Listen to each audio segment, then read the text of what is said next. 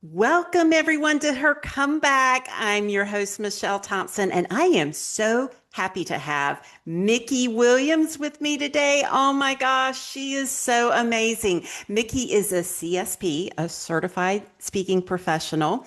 She's a member of the prestigious CPAE Speaker Hall of Fame, and she's also a TEDx speaker. I heard her talk. It's wonderful. She is a global celebrity speaker and a transformational storyteller. She was chosen as one of the best speakers in the country by Meetings and Convention magazine, along with some other heavy hitters, Tony Robbins, Bill Gates, and Jay Leno. Mikki's a former award-winning Vistage speaker, and which is Vistage is the world's leading executive organization, and she is the master chair of two of their peer advisory boards, and is now honored as the chair emeritus. When just when she thought she was semi-retired, she went viral on social media and is now officially a digital content creator, aka an influencer, at 82. She's based here in Naples, Florida, and this busy entrepreneur runs speaker schools, the Mickey Mouth Club, Keynote Camp, and Outrageous Orders, and is listed in Forbes as one of the top executive speech coaches. Just this month, she went viral on TikTok with 1 million views. It's incredible. She's spoken in every U.S. state, every Canadian province, and every continent except Antarctica. And so sad she can't wear her stilettos there. She is still at 82 in her stilettos. Mikki, thank you so much for coming on. Welcome. Oh, Michelle, it's a pleasure to be here. Thank you for that wonderful introduction that I wrote. Yeah, fantastic job. What an incredible, just phenomenal life that you've had, huh? Yes, I'm very blessed and very grateful. And didn't come without his hard knocks like everybody else's, but yeah, we're here and thriving. That's right. Well, and so I just kind of want to jump into it and to tell our audience more about you and just how you got to be in the place that you are today. So going way back in time, there was a real critical turning point for you. It was actually back in the 70s. You were 28 years old, and you were living the dream that you'd want. You wanted to have a child and be married and children. And then in an instant, everything changed. Can you take us back to that night when your husband passed, and what do you remember most about that moment? Well, a little more context is that I grew up as an only child, but with a mom, no brothers and sisters, and a dad. So my dream truly was to be a housewife and mother and have Mhm. a bunch of little rugrats running around in the suburbs somewhere. And I was living my dream. I married my college sweetheart. We moved to the suburbs. We were saving money for our first homes, and he had a great job, and so did I. And then I gave mine up. So I was a stay-at-home wife, and then I got pregnant. So I was now a mom, and I'd achieved everything I wanted. And yes, he was working for IBM at the time and came home from work and never made it. I got a knock Mhm. at the door at 2 in the morning that he was 29 years old and killed in a car accident. My son was two. I was not working. I had a mortgage, no job, and very little life insurance. So I guess one Mhm. would call that, at least I would, my defining moment when everything in Yes. my life changed. Wow. I can't imagine. And you mentioned this in your TED Talk, just being so young. I mean, nobody thinks at 28, 29 years old, to have something so devastating and tragic happen. Um, so you went from having one goal in life, talking about being a wife and mother, to juggling four careers. So, Nine, you're oh, behind the nine, oh my times. goodness. Nine. Oh, wow. So how did you reconcile kind of when you lost your original dream with now discovering all these new capabilities that, you didn't know you had? Yeah, it's a great question because when I have reflect back, and I've been asked that question countless times in interviews and many other places, uh, I just started using my natural talents. and digging deep to see what those were. And at the time, I had been a professional dancer. I'd given that up. So I took the boom box in those days for you got young listeners. That's a radio kind of thing that you carry with you with little cassette tapes, and you probably don't even know what Mhm. that is. And I'd go to the Y and all these places, and I started teaching dance because that's the only, I had no skills. I was a physical education instructor. And so I started teaching dance, and then somebody else said, "Well, you're a great cook. Why don't you start a catering business?" And I said, "Well, I don't know anything about business." And they also said, "Well, come on, I'll hire you." So that all of a sudden, I had two careers. I was this dance teacher and I was this caterer. And back then, women weren't even working. And so I became like a media sensation. Everybody Oh. started interviewing me. How are you juggling four careers at the time? I was belly dancing on the side, although I always hate to admit that. I always say my son Jason stood behind me and jiggled the furniture to look like I was moving. Oh, oh, that's And awesome. and the answer to the question was the same that I would say today. I just dug deep. What skills do I have? What can I do? I'm a good cook and I was a dancer. So I started doing that and they were successful. And little by little, I realized I was a real entrepreneur as I kept going because I built the business, the dance business, to one of the best and biggest in the country. And then I had a dance Wow. student named Martha Stewart, and we started our catering businesses together at the same time in Oh, wow. 1978. I'm actually How about featured in that? her autobiography, Martha Inc. And Oh, so things started to happen. And once then fitness came in and I realized I was a phys ed teacher. So my dance studio became a health club and everything just one begat another. And people always ask me, how do you do that? I said, that old expression, what's the worst thing that could happen? Well, it did. So I yeah. am fearless and I Yeah. embrace change. And those are two things that most people don't. And after the 9 careers and selling the last one, having an opportunity for my 35-year professional speaking career, where I was able to share these stories and empower and inspire others that, despite whatever defining moment you have, we all have untapped potential. I was forced to find Yes. it. Most of you have a Yes. choice to use it. And that Yes. became my message. And I heard that quote in your TED Talk. You said it's amazing what we can do when forced to find our potential. It's Yeah. so true. So just to go back real quick to the early days again, and before all these things happened that you were just describing, was there a moment that you can describe when you first realized, I'm going to survive this? I'm going to be okay. Do you remember I was, that? well, possibly this is the answer to it. I was choreographing Fiddler on the Roof at the time. I was very involved in local theater, again, using my natural skills, my dance. And it was directed by a woman named Brenda Lewis Cooper, who was an opera star at the time, a very strong woman. And Mm, other than my mother, I had never met someone like Brenda Lewis Cooper. And mm, she came over the house during my grieving and mourning days. And she said, "Well, what are you going to do now?" And I was kind of, I guess, in my own little pity party at that point. It was still so mm, fresh. And she says, "Well, you got a kid. You got a 2-year old. You're in the mm, middle of a show. Get up. Stop feeling sorry for yourself. You got a whole life ahead of you." And for Jason, and she was just the catalyst for me to go back to choreography. And then I realized, Michelle, that what I was also doing was trying to stay one step ahead of my pain. I was mm, dancing, I was catering, I was teaching, I was performing, I was just busy and taking care of mhm. my son. And every time I looked at him, there was my reason. There was Oh, really no more time, as I said also in my speech, for self-pity. There yeah. was this little child, and we had to do what we had to do. And later on in life, I had said to somebody, "Well, I had no choice. And somebody very brilliantly said to me, "You did have a choice. You could have gone on Absolutely. welfare. You could have had a lifelong pity party. You could have taken to drink or drugs.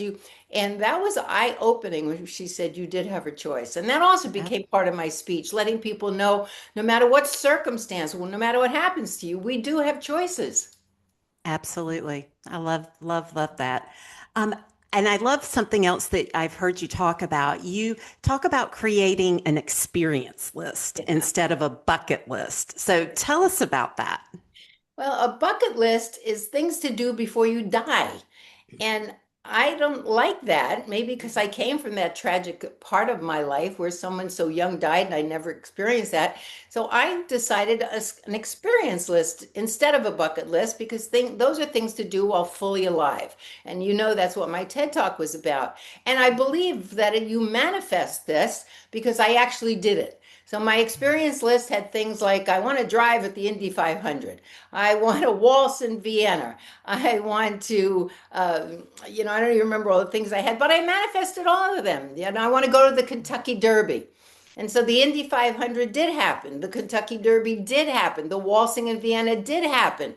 And if we had a Wow. long time, I could tell you how each one of them happened. But I believe I manifested them because I wrote them down as an experience list. A bucket list is just items and it's a Mhm. list. And we now know, because I'm a passionate storyteller, that the brain doesn't hold on to lists, but it holds Mhm. on to stories. So each one of my sentences that I wrote was not a list. I didn't put Indy 500. I didn't put Kentucky Derby. I want to go to the Kentucky Derby and sit in Millionaire's Row while drinking a mint julep and wearing an outrageously large hat.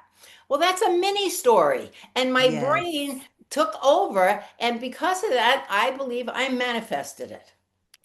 Tell us about the Indy 500. That's amazing. How did Yeah, you I do was that? giving a speech, and I was in my speech, I used to talk about the difference between a bucket list and an experience list. And when I was in Indianapolis, and I remember exactly, and a woman came up to me at the end of my speech, she said, I think I can make your Indy dreams come true. And I said, wow, okay, I'm open to it. And she said, I'm not sure what I can do, but I own one of the largest General Motor dealerships in the country, and we have a presence at the Indy, and I'll get back to you. Now, Michelle, my friend said, did you tell her that you gave up driving 25 years ago when you moved to the city? Oh. I said, no, why is that important? What that have Well, to do with anything? as it turned out, I was invited to the Indy, and the celebration started on a Friday night when all of the guests were given yellow Corvettes. I'm still not sure the significance. And we all got to drive the Indy track and then had a big barbecue in the center of the track. I could have died a happy camper. I didn't know what was next. The next day I got up and I was given an Eldorado as a truck. I'm not good with what cars, a big super truck. And in the back of it stood each branch of the military. And then Wow. I got to drive on the Indy track 2 laps in front of 300,000 people cheering, not for me, but the 4 military guys standing in the back of my truck. And I Oh, remember that moment because I was filled with emotion. And I remember tears streaming down my face as I was driving the track as 300,000 people kept standing up in a wave and cheering. And I was thinking, I'm driving on the same track as Danica Patrick. I'm yeah. driving on the same track as Mario Andretti. And I said, and I guess because I'm born on July 4th, I am a very patriotic gal. So having the four Yes. military branches in the back of my truck, it was just, oh, it was a Silverado. That's what it was, a Silverado. Silverado. Okay. Yeah. And Yeah. yeah, so that was and then it wasn't over. Then I got to go to the pit crew and watch the guys change the cars as they came in. And then I was invited into the General Motors executive suite to watch the entire race. Wow. That's just incredible. I That's incredible. manifested it. Yeah. Oh, wow. So how, I talked about in your introduction and you describing now just all of these just phenomenal things that have happened. But if you again kind of think back to when you were a woman starting in college in the 1960s and aspiring for that MRS degree, Yes. how do you reflect on how far you come and what would you say to that young woman today at Ithaca College? Reflection is interesting because reflection comes in two different ways. It comes again through gratitude for the life that I've had. I always quoted Arthur Ashe, the great tennis player. He succumbed to AIDS, and when he was asked by a reporter, Mr. Ashe, do you ever say to yourself, why me? Why an athlete of my fame and stature and fortune would get this dreadful, fatal disease? And Arthur Ashe's eloquent athlete that he was, he said, I never say, why did this terrible thing happen to me? To do that, I'd have to say about all the good things that have happened to me. So Hmm. that kind of sums up my reflection. It's Hmm. it's really a mosaic of all the happy times in my life and all the challenges in my life. And there were many more past that. I mean, when I was at 50, I was embezzled out of every penny I had and I was starting over. When Oh, I was wow. 65, I got breast cancer. So all of Mm, these things, you keep going. You just keep going, or yes. I do anyway. Yes. Uh, Yeah. just to me, my memoir that I'm writing has a working title of "We interrupt this life to bring you." Mm, Because when I grew up in the 50s and 60s, television, if you got static and stuff like that, there was always a thing across the screen. We interrupt this program to bring you, or a news mm, thing. Well, that's the story of my life. They're just mm. interruptions. That's the way I look at them. I'm curious about, at 50, the embezzlement story. Is that what you said? Yeah. How did you rebuild from that? How did you come back from that? Some days I'm not sure myself, but I did. I became a saver, Mm, which I never really was because I didn't understand that. Math wasn't my thing. My husband took care of all that. So as I started to build my career, I took jobs. I remember I took a job as a marketing manager in a health club while I was selling chocolates for an independent chocolatier. And on my breaks, and I was building my new speaking business. And on my breaks, I'd go out and make marketing calls to people to hire me to speak. So it was a very tumultuous time, and I was living hand to mouth. I think I even borrowed money from a friend sometime. And then I knew, and this is interesting because as a coach, sometimes people will say, well, I don't have the money right now. That's not in my vocabulary because mm, I knew I didn't have a long time to ramp up the speaking career. And there was a gentleman who was a consultant, Summers White in Arizona, and I'll never forget. And I had no money. I borrowed $5,000 because he actually required it to come overnight before he'd book it. And I figured mm. I just got to pay a consultant or coach to get me to where I have to go quickly. I don't have the luxury. So I borrowed 5,000. I flew to Arizona and he was a turning point. And I came back Mm. home very motivated, very organized, very deliberate about my marketing, but also about saving. Every check I got, half of it went into savings. Half of Oh, it went into savings. And I just good kept for you. forgetting about it. So I developed habits after that embezzlement because, again, I didn't know what to do. I have no experience with being a widow, with being embezzled, so you just trust your instinct and you hope Mhm. for the best. Yeah. Yeah. Wow. So you really have recreated, transformed your life kind of over and over again, I have, no just from doubt. one area to another. It's amazing. Mm. You call yourself a disruptor and a maverick. In Yeah. what ways are you still disrupting at this stage in Well, your at life? 82, I'm an Yeah. influencer. Yeah. I didn't expect that. That's, But Michelle, I've always been an outlier before they had a word for it. hmm I became a brand before they had a thing called branding. And that's because I had a mom who instilled incredible confidence in me since the earliest of age, which is probably why I never smoked or even tried smoking. I never felt the need to conform. She always made me feel that I was uniquely special. Hence, I always dressed crazier than anyone else, which I still do to this day. And that's how I used to get the terms applied to me. She's a brand. What do you mean a brand? Well, the speaker with the big earrings, the speaker was crazy for shoes, the speaker with the big hair, or she's an outlier. She doesn't follow rules. She's a maverick. And it's true, I don't. My motto is slip him a Mickey. Oh, you can't use that. It has bad connotations. Well, the hell with that. I like it. I'm using it. I've Yeah. always had that attitude when people tell me I can't do something. So I guess I consider that disruption because I kind of disrupted every field. In fact, when I gave my acceptance speech into the Speaker Hall of Fame, I remember one of the most rewarding things about it were all the people who wrote to me afterwards, especially women, and said, thank you for giving me permission to be me. Ah, beautiful. Yeah, Beautiful. As you're describing each one of these things, you're doing it on your terms, right? yeah, It's everything on always, your terms. I love always. that. Um, let's see. So, what's on your experience list that hasn't happened yet? Oh, I'd like to go to New York Fashion Week. Okay. I'd like to go to the Cannes Film Festival. Oh, I mean, I nice. have a lot of things that are still kind of out there. I wanted to go on the Orient Express. We did. That was amazing. So there's been more things that I've accomplished, and I add things, and they just happen because something happens. I meet the right person, or I make it happen, or I make the connection, and it's just right now I'm just so caught up in this influencer thing. I just can't believe this happened to me. I was having coffee with a friend and she said, "You should make a TikTok video." I said, "Why would I do that? That's for 20-year-olds." She said, "Because you're inspiring. You love telling your stories, your stories." I said, "Okay." So I said, "I don't know how to do this. I've never been on the platform." So I hired my friend's 17-year-old daughter and she Hmm. came over the house and she said, "What do you want to make it on?" And I still had never even looked at any of them, so I didn't even know what it was like. I was wearing what I would wear for the whole day. I didn't plan an Hmm. outfit. And I said, "I don't know, what should I make it on?" She said, "Well, we're in your house. What's interesting?" I said, "Oh, my closet. Everybody loves my closet." So we made this video. I said, "Hi, I'm Mikki. I'm new to TikTok and I'm an all natural 82-year-old." Little did I know about that phrase. Well, we published the video or posted it rather, and she started calling me and saying, "You're trending," and I don't even know what that meant. And she said, "I said, what do you mean?" She said, "Well, you're getting a lot of views." Well, the next morning it was 1.2 million.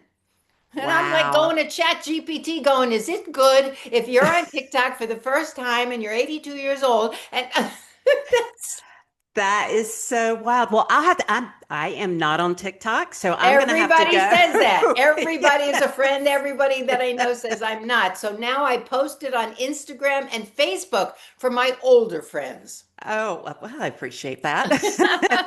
That's terrific. Yeah. Um, so so you talked about the social media. Is there anything else that you want to mention in your what you call your semi-retirement stage or phase? Well, I call it semi-retirement because even though I gave up speaking 3 years ago, and even though I gave up Vistage 3 years ago, although I just came back from the Vistage conference, they still have me speak and they still keep me by keeping me as an emeritus. So I'm still involved in that level.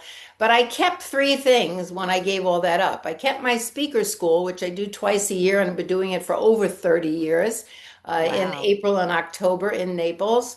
And I kept my keynote camp, which is a one-on-one with somebody who wants me to create a speech for them. And I kept my coaching, Mm, which I do mostly with executives or people who want to either improve their communication skills or have a showcase for their business. The best way to do that is through speaking. yeah. So that's why I called semi-retired because I'm still doing that. And in between that, I'm doing a lot of other volunteer things in fun ways and everything. And someone asked me just yesterday, "How do you do all this?" And I Yeah. said, I think it goes back to the defining moment when I lost my husband. Losing someone at 29 shocks you in a way. Everybody like me, you die when you got old. You die when you get Hmm. sick. You don't Right. die So I think I live my life by cramming every moment of life into life, if that makes Yeah. sense. Yeah, sure it I does. just do. I Yeah. just cherish life so much, and there's so many things to do, and so many people sit on the couch and eat bonbons and never travel or never, and that's their choice. It's okay. But for me, that early loss just kind of triggered something in me with, "Well, I want to pack this life with as many experiences as I possibly can," and I do. Uh, is there anything that you would say to that person who has had maybe a very tragic loss, something like what you experienced, and maybe they're just in that stuck place and they haven't been able to, move from where they are? What would you say to that person? I'd say find something that you love. Like I love dance, and Hmm. when I danced, I didn't think or feel what I was going through. And find the thing that you love and immerse yourself in it. Force yourself to get out of that house and off of that couch and just do something. If it's cooking, if it's dancing, if it's traveling, if it's just being with friends, whatever it is, get out of your head and you never get it out of your heart. I think the scar is on my heart and soul and will be forever. And a song could trigger it in a second. To this day, I can't listen to any Beatles song. My husband knows. I can't, anywhere a Beatles song plays, I have to leave because because we were together when the Beatles came to the US. So that's, I think, always going to be there. But I Hmm. think that I dove so deeply into everything just to support Jason and myself, but also it kept me one step ahead of the pain. Oh, so great advice there. I love that. So I know my audience is going to want to be able to find you or maybe reach out to you, contact you. What are the best ways to contact you? Well, my website is still up. I like to call it a placeholder. Mhm. Practically everything on it is obsolete. My Vistage members are still on it, but my speaker school you could register on my website. It's a very fun, colorful website. Again, everybody told me you can't do this. It's not professional. Well, I did it.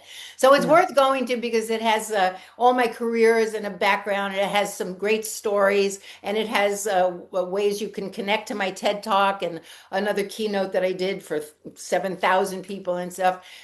Just ignore the stuff that you don't even know what's old. Anyway, it's a fun place. You can sign up for speaker school. It has my email and my phone number if you're interested in coaching or keynote camp. Oh, yeah. And my social media handles. I need followers. So I need all your listeners to follow me on Facebook, Yes. on Instagram, or on TikTok. On Facebook, it's just my name. On Instagram, it's Mikki Williams Unlimited UNLTD, the name of my company, but you'd probably get me at Mikki Williams. And you'll laugh when I tell you my handle on TikTok, Mikki Go Go.